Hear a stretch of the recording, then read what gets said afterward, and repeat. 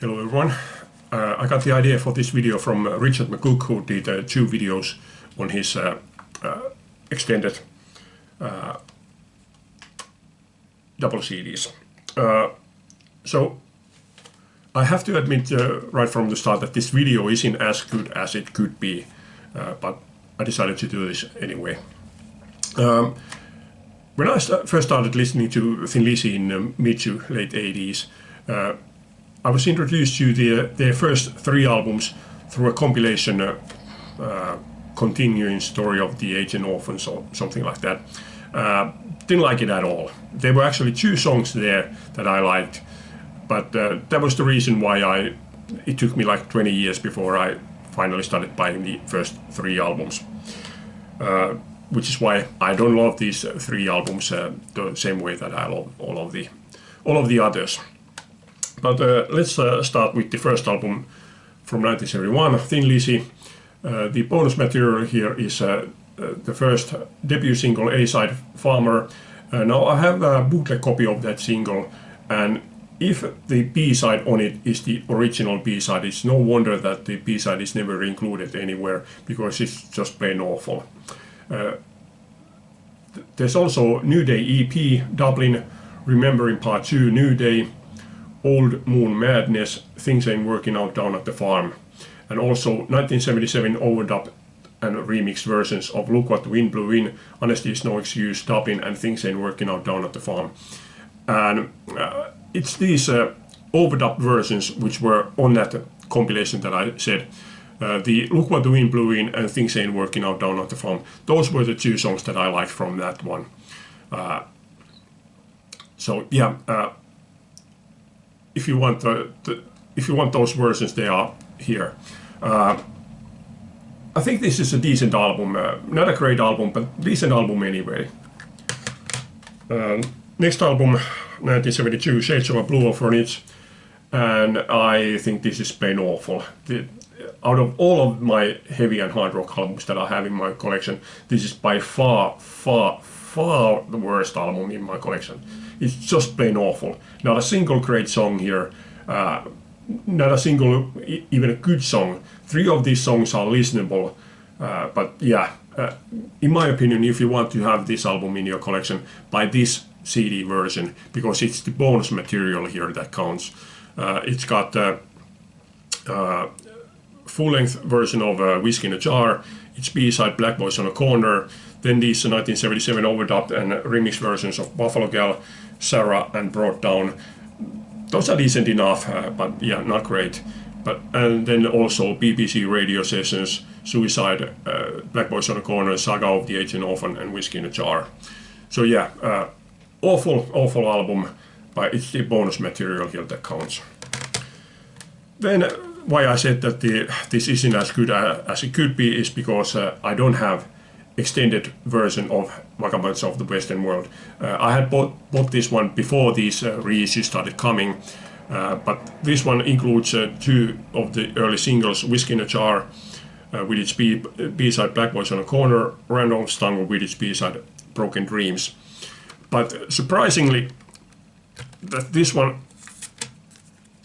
only includes this leaflet, but this does include a write-up for the album, which I'm really appreciative of. Just before I started making this video, I checked, and I was surprised to find out that this one, when these reissues were released, this album was released as a double CD, which now I'm very interested in. I didn't remember that it was released as a double CD, but anyway, the bonus material on that double CD is much better, so now I'm interested in getting that one. And now we move on to the period that I really love, starting with Nightlife 1974. And the bonus material here are 1, 2, 3, 4, 5, 6 BBC sessions, 3 demos with Gary Moore, Showdown, Still in Love with You, It's Only Money. Also alternate take of Showdown and rough vocal mix of Still in Love with You. So yeah, interesting bonus material here.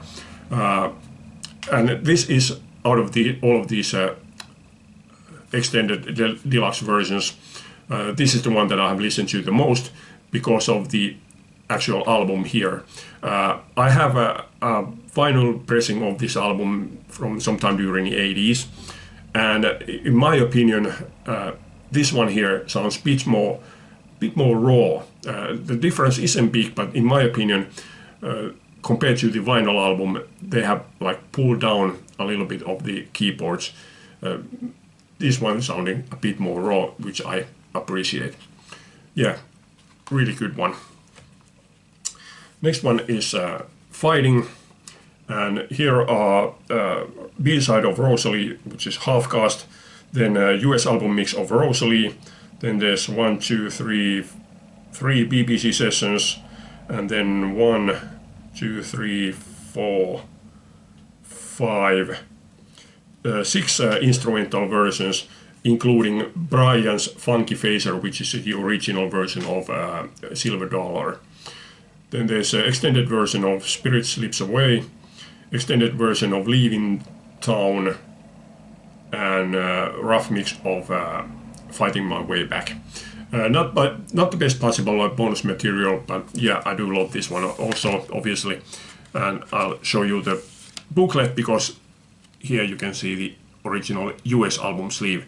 And all of these, including the single CD versions, with the obvious exception of that Vagabonds, include 16-page booklets with pictures and information on how the album was made. So yeah, really excellent stuff. Okay, next we come to, hold on.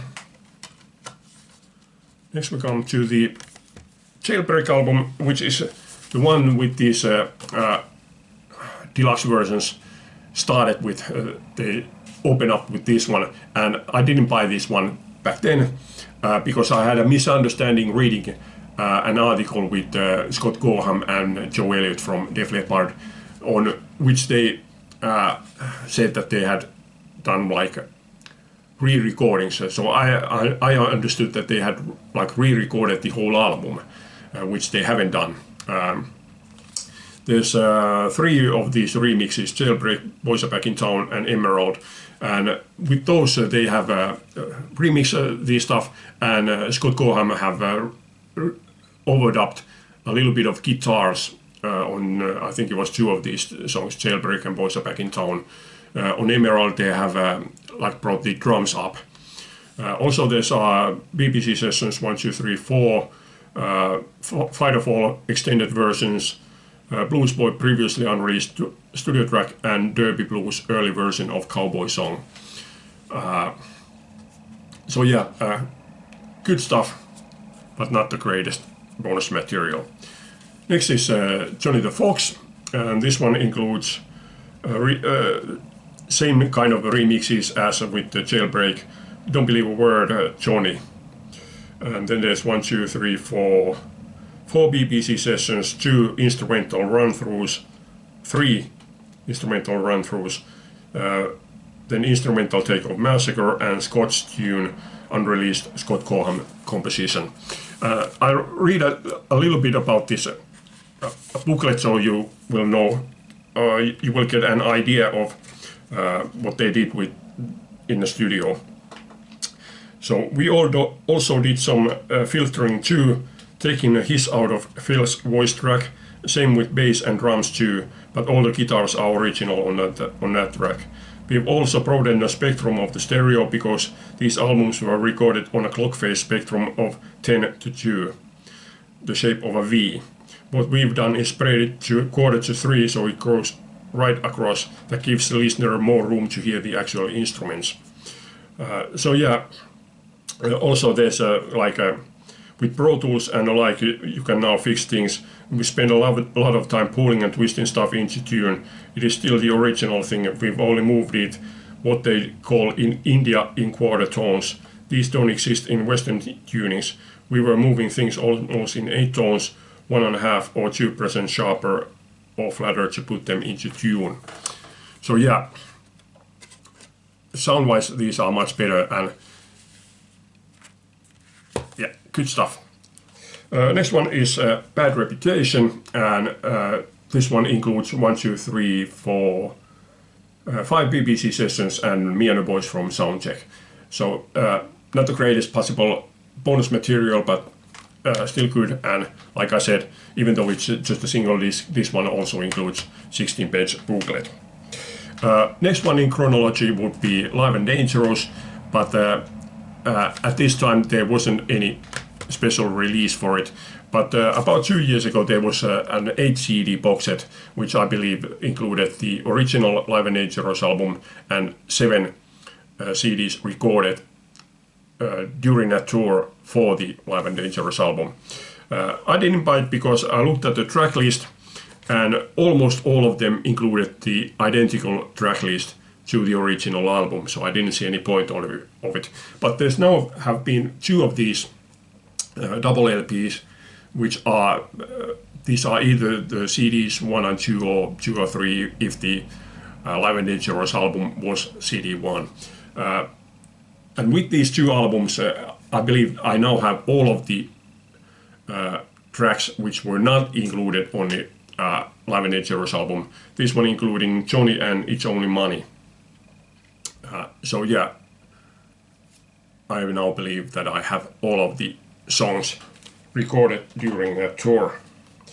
So next one is Black Rose, and this one includes a B-side, just the 2 of us, a longer version of Night in the Life of a Blues Singer, unreleased track Rockula, also known as Rock Your Love, slow version of Don't Believe a Word, different version of Toughest Street in Town, and then 1, 2, 3, 4, 5 tracks from the Nassau sessions, which were the original album sessions before they moved the operations over to Paris. So yeah, really good bonus material here. Next one is Chinatown, and this one includes Don't Play Around, which was a B-side, We Will Be Strong US edited version, then Sugar Blues and Whiskey in a Jar live from Cork, which I believe is the bonus single on a double 7-inch single of Killer on a Loose. And then there's live in Dublin 1, 2, 3, 4 tracks, and also Killer on a Loose from Live at Hammersmith 1981. Then there's edited version of Chinatown, and then soundcheck versions of Chinatown, Don't Play Around, Sweetheart, Didn't I, and Hey You. And yeah, really good bonus material here. In my opinion, this is the second best bonus material out of all of these. Next is Renegade, again just a single CD, and this one includes the Trouble Boys single with its B-side Memory Pain, extended version of Hollywood, edited version of Renegade, and promo version of Hollywood. So not really much. Obviously, I'm glad that the Trouble Boys single is included here, but it's a cover of a Rockpile song, and I prefer the Rockpile version of it. So really not that great bonus material. Next we come to the final studio album, Thunder and Lightning, and this one includes 1, 2, 3, 4, 5, 6 live tracks, which I believe is the bonus disc which came with the original vinyl version of Thunder and Lightning. And then there's a whole album. This whole album is also included as demo versions. So yeah, this is in my opinion, the best bonus material out of all of these. At this time, the final live album didn't get any release at all, just like this didn't get a release in 1996 when the first remaster versions were issued. This was issued with the what's it called, Fatback CD, when the original CD versions came out, but there hasn't been, like I said, no 1996 and no 2010 versions of this. And this 40th anniversary version, which came out in 2023, there's no bonus material here at all. And when I first bought this, I thought that this is all that there is. I thought that they only have included the pictures from the gatefold sleeve, until I looked a bit closer and I noticed that, okay, at least there are the credits, which I would think is like the bare minimum that you should have with all of the releases. But this is only like a 4-page, okay, 8-page booklet here with no text at all, giving any information on making of this album.